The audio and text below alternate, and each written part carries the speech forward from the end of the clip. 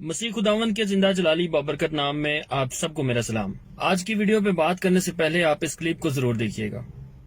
अमीरुल मोमिनीन, वो अमीरुल मोमिनीन जो बात पे तलवार निकालते थे कि इसकी गर्दन उड़ा दो, इसने नबी अलैहि सलाम की बात की मुखालफत की है या उसको टाला है। मुगीरा बिन शोबा का केस आया, अमीरुल मोमिनीन सैयदना उमर कहते हैं गवाह लाओ जिन्होंने इल्जाम लगाया। वो गवाह लेकर आ गए 4। अदालत के अंदर 3 गवाहों ने गवाही दे दी, एक गवाह ने इनकार कर दिया। एक गवाह ने इनकार कर दिया। जब एक गवाह ने इनकार कर दिया कि मुझे कुछ पता नहीं है, खाम खा मुझे घसीट के ले आया। आज ले जाते हैं ना 500 में गवाह मिल जाता है, मुझे ऐसे लेकर आ गए। एक गवाह ने इनकार कर दिया। मैं आपको 295C की हकीकत बताता हूं, मुझे इस पर शदीद एतराज है। इस कानून के अंदर तरमीम होनी चाहिए, इसके अंदर तरमीम करके इसकी इस्लाह की जाए, इसके अंदर इजाफा किया जाए, क्योंकि जो भी इल्जाम लगाता है उस पर कोई सजा नहीं है। मुगीरा बिन शोबा पर इल्जाम लगाने वालों ने इल्जाम लगा दिया, अदालत में पेश हुए, 3 गवाहों ने गवाही दे दी, एक ने नहीं दी। जमहूरियत क्या कहती है? 3 की मान लो, 1 की छोड़ दो। अक्सरियत का कानून है ना, ये हमारी जमहूरियत है ना, लामती निजाम है ये। जमहूरियत क्या कहती है? 3 की मान लो, 1 की छोड़ दो। उमर फारूक ने देखा 3 गवाह गवाही दे गए, एक ने इनकार कर दिया। हजरत उमर फारूक कहते अल्हम्दुलिल्लाह इल्लज़ी लम युशमित असहाबन नबी। अल्लाह का शुक्र है कि नबी अलैहिस्सलाम के किसी सहाबी को अल्लाह ने बचा लिया, इस बद इल्जाम से बचा लिया। मुगीरा बिन शोबा के एक गवाह ने जब इनकार किया, हजरत उमर फारूक ने 3 गवाहों को कोड़े लगाए। कितने हैं हद कज़फ?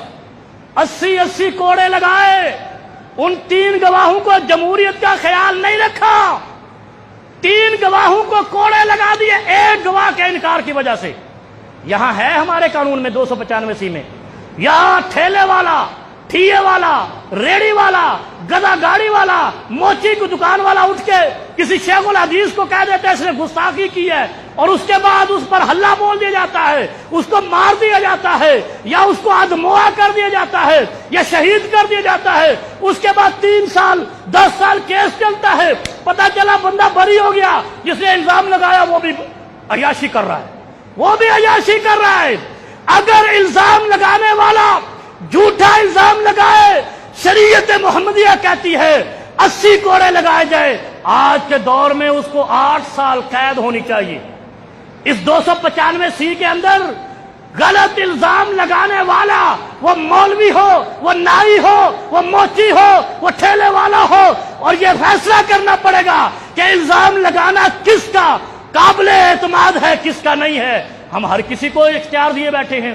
आपने ये वीडियो देखी, अब अगर सेम यही बातें कोई क्रिश्चियन बंदा बोलेगा तो उसको कत्ल की धमकियां भी मिलेंगी, उसको गालियां भी मिलेंगी, और क्या पता उसको कत्ल भी कर दिया जाए। क्योंकि पास्ट में हम कुछ ऐसे इंसिडेंट्स देख चुके हैं जहां पे क्रिश्चियंस को कत्ल किया गया है। और अगर मैं अपनी बात करूं तो आज तक मैंने जितनी भी वीडियोस बनाई हैं, मैंने आज तक एक भी वीडियो में कभी किसी भी मजहब के खिलाफ बात नहीं की, या आज तक मैंने कभी भी ऐसी बात नहीं की जिससे किसी की दिल आजारी हो। मैंने हमेशा क्रिश्चियंस के राइट्स की बात की है, और इक्वालिटी की बात की है, और भाईचारे की बात की है।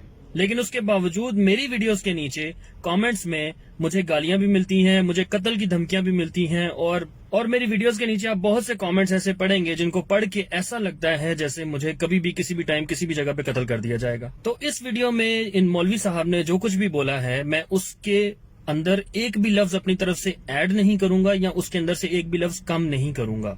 इसका फैसला मैं आप पे छोड़ता हूं कि आप अपनी कीमती राय इसके बारे में क्या देते हैं। आपकी कीमती राय इसके बारे में क्या है? जो मौलवी साहब ये बातें कर रहे हैं, इसके बारे में आपकी क्या सोच है? क्या आप इन बातों से एग्री करते हैं या डिसएग्री करते हैं?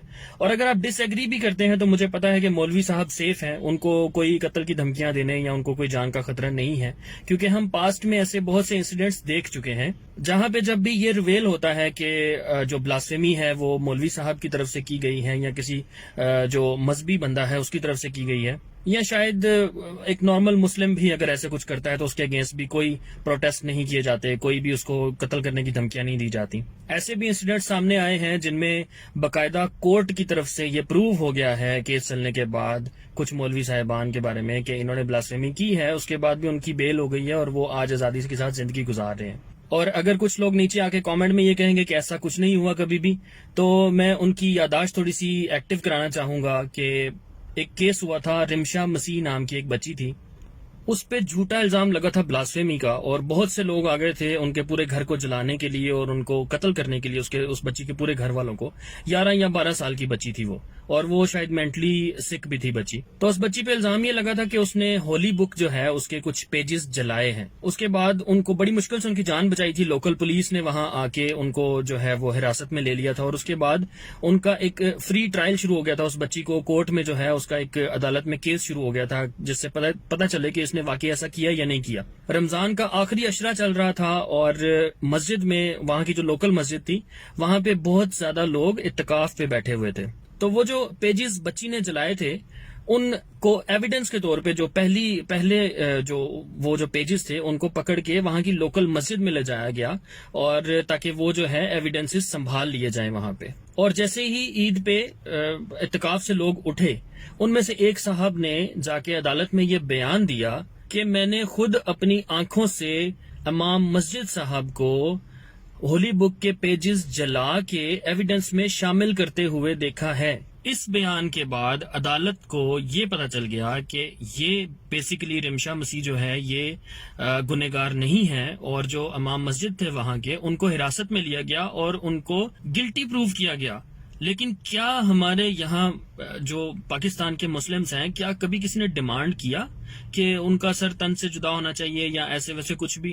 بلکہ میرے خیال سے کسی کو پتہ بھی نہیں ہے کہ وہ آج کہاں ہیں. تو میں ان لوگوں کو یہ بتانا چاہتا ہوں کہ کچھ ہی مہینے بعد ان مولوی صاحب کی بیل ہو گئی تھی، اور آج وہ کہاں ہیں، کس مسجد کے امام ہیں، کسی کو کچھ پتہ نہیں ہے. کسی نے دیکھا بھی نہیں نا، کسی نے پرواہ بھی نہیں کی. ایسے ہی کچھ عرصہ پہلے ایک اور ویڈیو آئی تھی جس میں گھر والوں کو ڈاؤٹ تھا کہ جو قاری صاحب ہمارے بچے کو پڑھانے کے لیے آتے ہیں وہ ان کے ساتھ کچھ غلط کرتے ہیں. تو گھر والوں نے ایک سیکرٹ ہڈن کیم لگا دیا کمرے میں، اور ان قاری صاحب جو کہ پڑھا رہے تھے اس بچے کو، ایک ہاتھ میں اس بچے کے سپارہ تھا اور وہ سپارہ پڑھ رہا تھا، اور دوسرا ہاتھ ان قاری صاحب نے اس بچے کا پکڑ کے اپنے پرائیویٹ پارٹ کے اوپر رکھا ہوا تھا.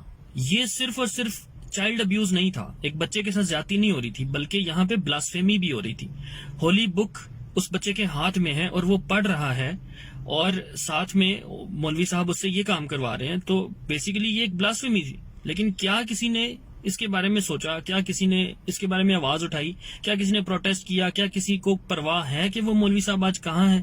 کسی کو کوئی پرواہ نہیں ہے. لیکن میجورٹی کے جو جذبات ہیں وہ تو صرف تب ہی ابھرتے ہیں جب ایک کرسچن بندے پہ جھوٹا الزام لگایا جائے بلاسفیمی کا، جب ایک کرسچن بندے کے اگینسٹ الزام ہو کہ اس نے کچھ بولا بھی نہ ہو بے شک، لیکن اس کے اوپر بس ایک کسی بھی بندے نے کوئی بھی جھوٹا الزام لگا دیا ہو، اور جھوٹا الزام لگا کے اس کو قتل کر دو، اور کوئی پوچھنے والا نہیں ہے، کوئی اس کا ٹرائل نہیں ہوگا، کوئی مطلب اس بندے کو غازی ڈکلیئر کیا جائے گا، اس بندے کو پھولوں کے ہار پہنائے جائیں گے، اس بندے کو پولیس والے یا اس بندے کو وکیل جو ہے وہ اس کے ساتھ سیلفیز بنائیں گے. ایسے بھی ہم نے دیکھا ہے. تو اپنی قیمتی رائے کامنٹس میں ضرور دیجیے گا، اور میری اگر کسی بھی بات سے کسی بھی بندے کی دل آزاری ہوئی ہے تو میں ابھی سے اس بندے سے معافی مانگتا ہوں.